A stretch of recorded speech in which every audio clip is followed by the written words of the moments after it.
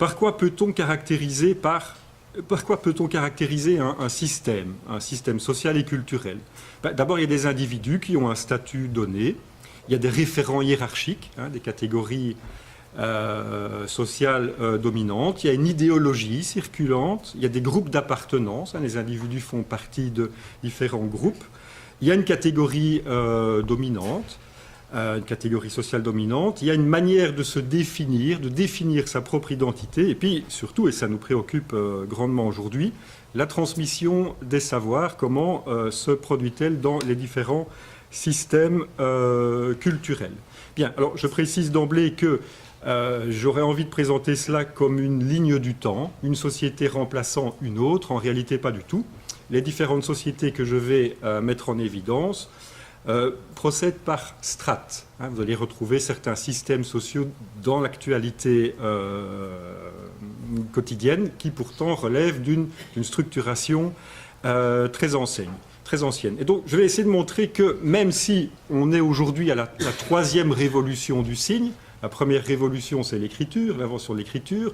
La deuxième, c'est l'invention de l'imprimé avec le livre. Et puis la troisième, c'est celle qu'on connaît sans doute aujourd'hui avec la numérisation des savoirs. Pour autant, ces trois révolutions du signe ne s'accompagnent pas forcément d'une évolution de société.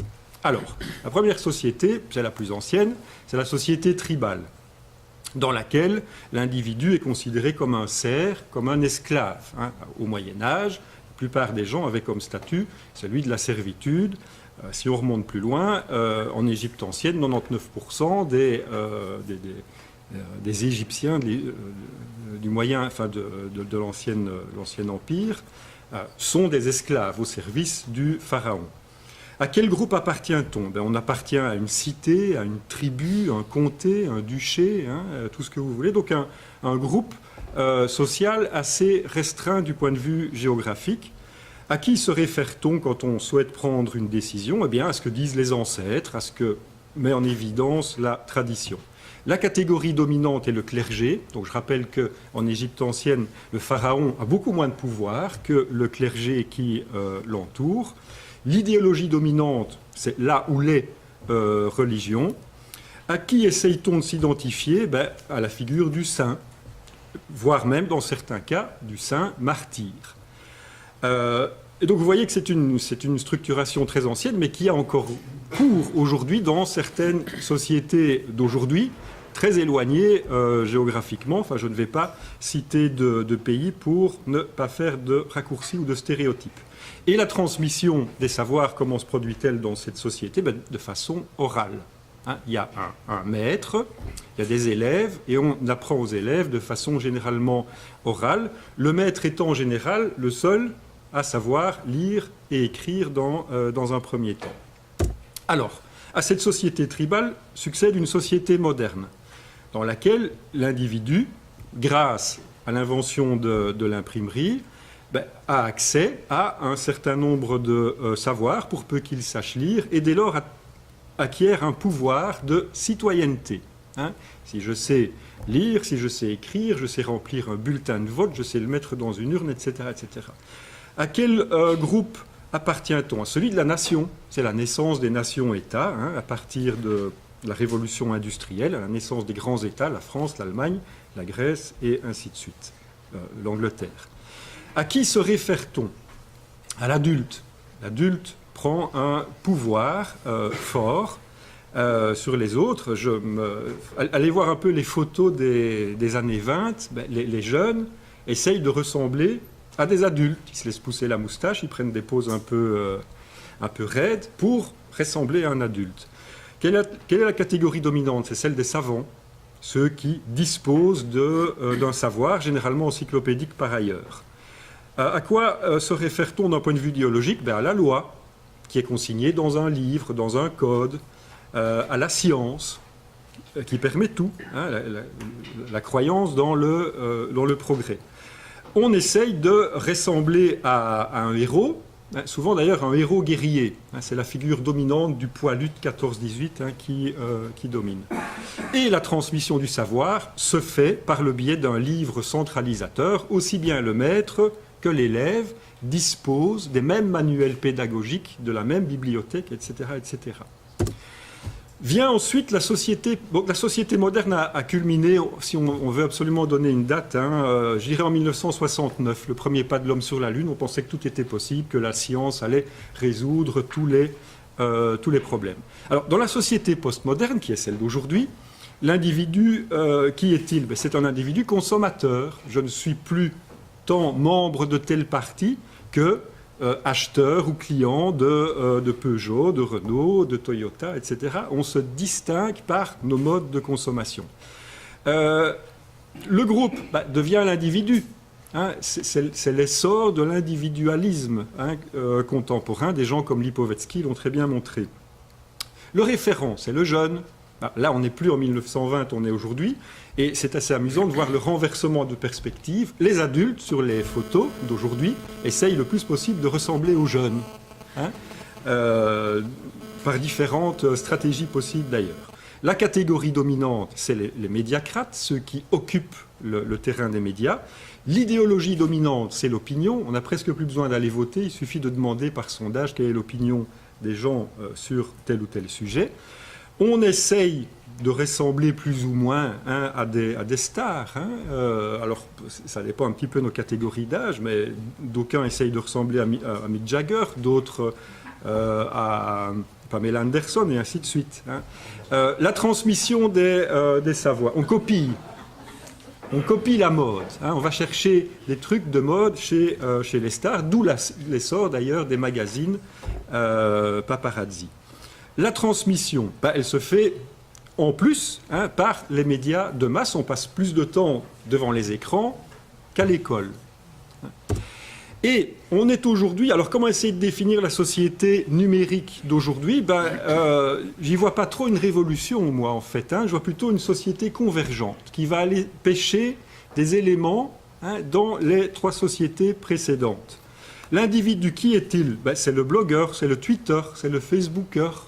On est autant ce qu'on est dans le monde numérique que ce qu'on est dans la réalité. Et souvent, on connaît d'ailleurs les gens par leur production médiatique. Le groupe devient la communauté qui procède par affinité de goût, par affinité de comportement. Communauté vue comme une somme d'individus. Et là, de manière, j'ai envie de dire, transnationale. Le référent, c'est le père.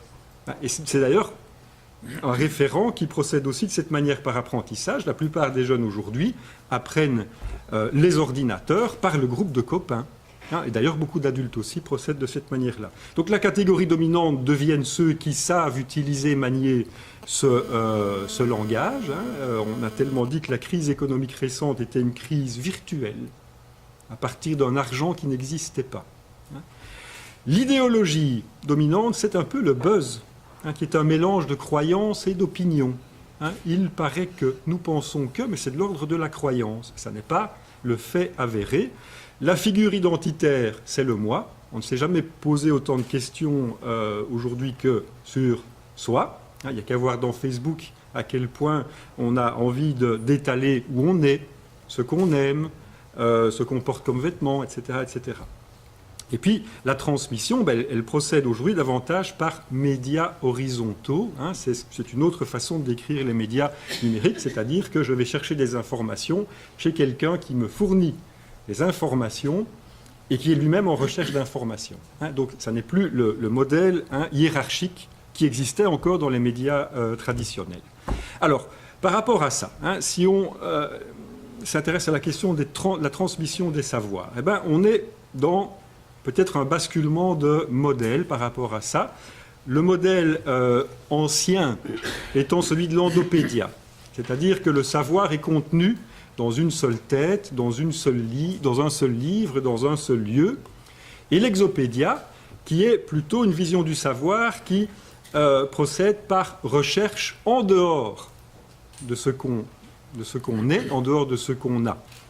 Endopédia étant peut-être plutôt le modèle de l'école traditionnelle, j'ai envie de dire même des écoles, du système d'apprentissage scolaire, et l'exopédia étant plutôt une façon d'acquérir du savoir via Internet. On trouve là trois points de différence.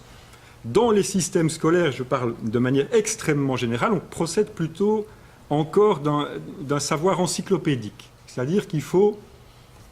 un élève doit savoir un peu de tout sur tout. Hein. Le premier manuel pédagogique en France mettait en évidence 2 enfants qui partaient à la recherche à travers le monde d'un certain nombre de compétences, de savoirs, de pratiques, aussi bien d'ailleurs des pratiques ou des savoirs, je dirais, purement intellectuels, conceptuels, que des savoirs pratiques. Hein. Il faut apprendre un peu au moins à savoir bricoler, faire la cuisine, etc. Apprendre des choses finalement de ce type-là, tout en étant capable de manier des concepts philosophiques. Alors que sur Internet, on a plutôt un savoir de type opportuniste. On va chercher l'information que l'on souhaite.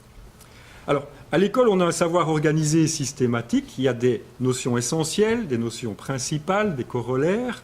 Alors que sur Internet, eh bien, on part à la recherche d'un savoir inorganisé, j'ai envie de dire erratique.